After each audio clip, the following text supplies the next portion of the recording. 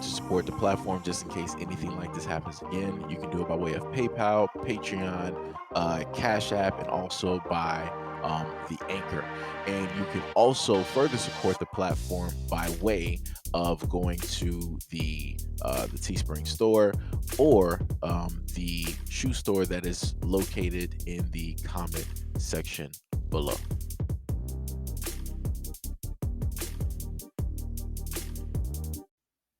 All right, so before we get started, I just want to say this video is specifically to showcase the simple fact that yeah, nice guys do finish last, and the fact that you in the black community you have a lot of black women who were young at one point, and they overlooked black men due to the fact that they were corny, and they still keep that exact same mentality up until they see that things have changed.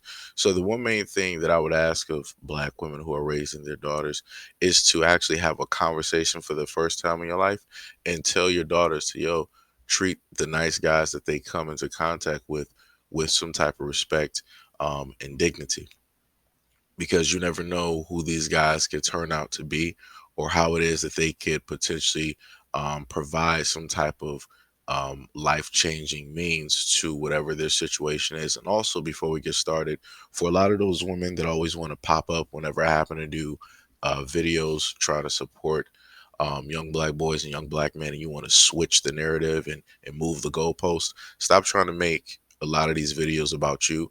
Ain't nobody worried about you. This don't have nothing to do with you. This is about the treatment of black men and young black boys out there when they come into contact with young black girls and black women in the black community. So, show we got Michael B. Jordan, the director and the star of Creed 3. And we know each other. We go way back all the way to Chad Science in Newark, okay? The corny kid, right?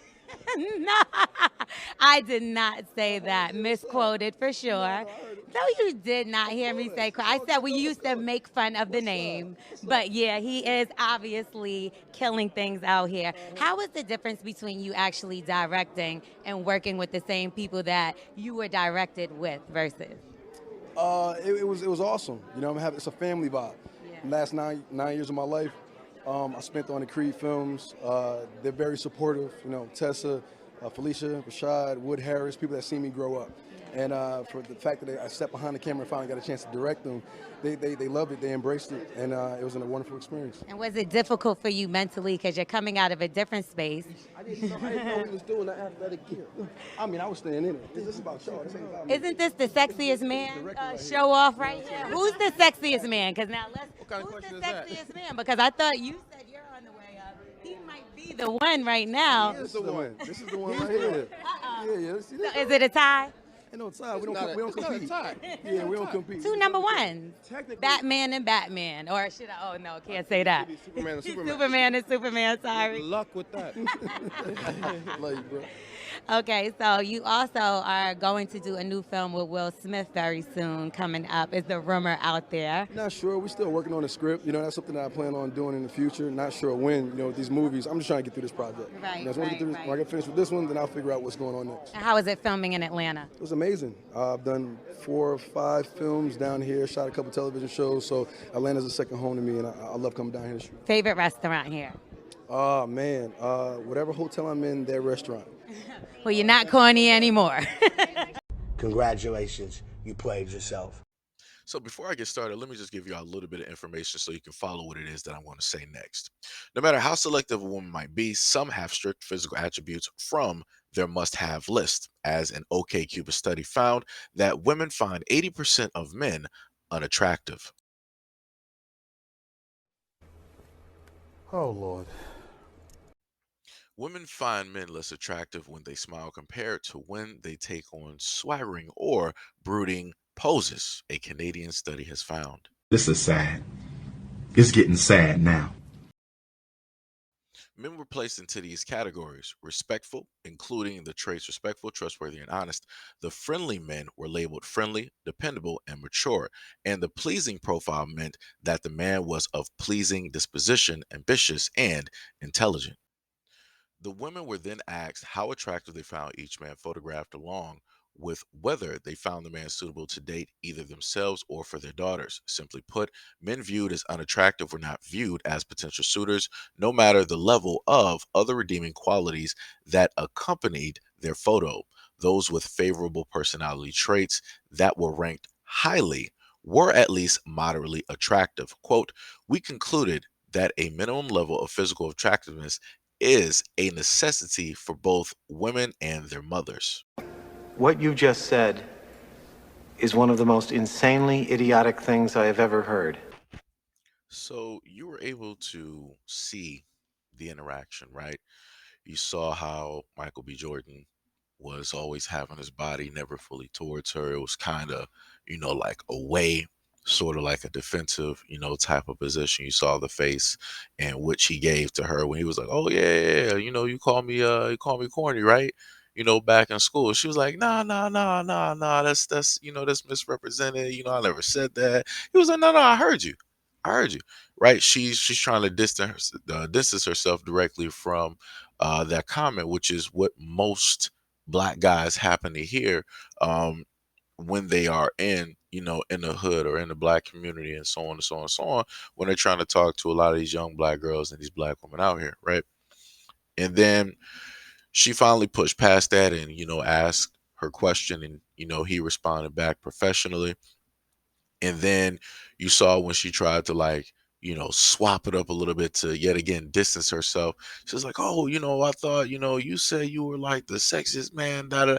Technically, you can almost see some things as a shot just a little bit because she might have been a little bit hurt that he called her directly out, on whatever platform that she is on during the interview. So I guess she was trying to, do something a little bit back, and that backfired as well because both of the guys was like, it ain't no, competition here. These are two black men who are successful, who are great, who are in peak physical condition, and they're out here doing what it is, right? They're out here making money, they're getting movie roles, their image is all over the place. And, I like what he said at the end. It's like it's not Batman and Batman, it's Superman and Superman, right? And then the brother kind of gave a little bit sort of a hint, the same thing that I've heard, at least I'm not sure about everybody else, but the same thing that I've heard in a couple of articles where Michael B. Jordan is working on something to create a black Superman, which they do have in the comic books, comes from another another Earth, another universe, and different things of that nature. So I think that would actually be pretty dope. Along with the fact that he's working with Will Smith on I Am Legend 2, which is yet again pretty dope. Two black leading men, two great black actors coming together in a film. I think that would be very wonderful and great. But after all of that took place, then she, gave him, a compliment. And then behind that compliment, she was like, "Well, you're not corny anymore." See, you can't I don't know what it is with women that just can't sit up there and take an L. I don't know what it is. You were wrong. You were 1,000% wrong directly on this dude, and you don't even know how to deal with it. You potentially had a chance because he, at one point in time, saw you attractive. Not anymore. You have no chance. So you are just like trying to scrape the bottom of the barrel with whatever it is and whoever it is that you are dating or potentially getting if you're not already lonely. And this is a lot of women because if you talk to a lot of women who are actually honest about their dating preferences and the guys that they looked over, almost every woman out here will tell you, "Oh, yeah, I've had some nice guys in my life." And then when you delve deeper into, yeah, those nice guys, like what happened to them, some of them will sit up there and say, "Oh, I don't know," or, "It just didn't work out for some reason," or "they just got away." Realistically, what they're escaping from is that they were the problem. The reason why the nice guys aren't there is because they decided that they didn't like them. They didn't pick them. They felt that they were unattractive. They felt that they were lame and that they were corny and all these other types of things. So they pushed all the nice guys they could have potentially had that could have been great fathers. right? That could have been great husbands, marriage material, great boyfriends, whatever it is, right? A great support system. They pushed all of those good guys away so that they can specifically and only go after their preference, right? Because a lot of women like to go after the attractive guys that don't find them attractive. And that's just a fact. Women will literally change the way that they look, talk, and act in order to suit and benefit a guy who doesn't even know that they exist. Case in point, if you happen to go to a lot of rap concerts, look at how a lot of women dress. They're not going to dress like that for, a normal, average, everyday dude. They're not about to spend whatever amount of hours to get their hair done, doing hours on their makeup and all this other type of stuff just to look nice. Knowing the fact that you're sitting in a nosebleed section, but you're looking all this nice because you want to look nice for this artist. He don't even know that you exist. But because you feel that you're his mega fan, you've loved him ever since, for 13 years or whatever it is, you feel like you have something that's like invested. You feel like you have some type of connection directly with that dude. Yet again, even though he doesn't even know you exist. But if a normal dude was to sit up there and ask them out, do you think that they're going to change their appearance? Do you think that they're going to change the way that they act and the way that no. No, because they're not attracted to that dude. They're only there because that dude asked them out. Not because they wanted to go, because the guy asked them out. So because they didn't have anything else better to do, hey, they're gonna go on that date. It's just something to do. If it works, it works. If it doesn't, it doesn't. Like I said, a lot of women aren't even interested with the guys that go out on with dates. They just go because it's something to do. So again, this is why I've grown to the point of not feeling sorry for women who state that they've run into bad boyfriend after bad boyfriend after bad boyfriend after bad boyfriend, because it comes to a point in time where if things end up being very much consistent, you have to sit down and look at the situation.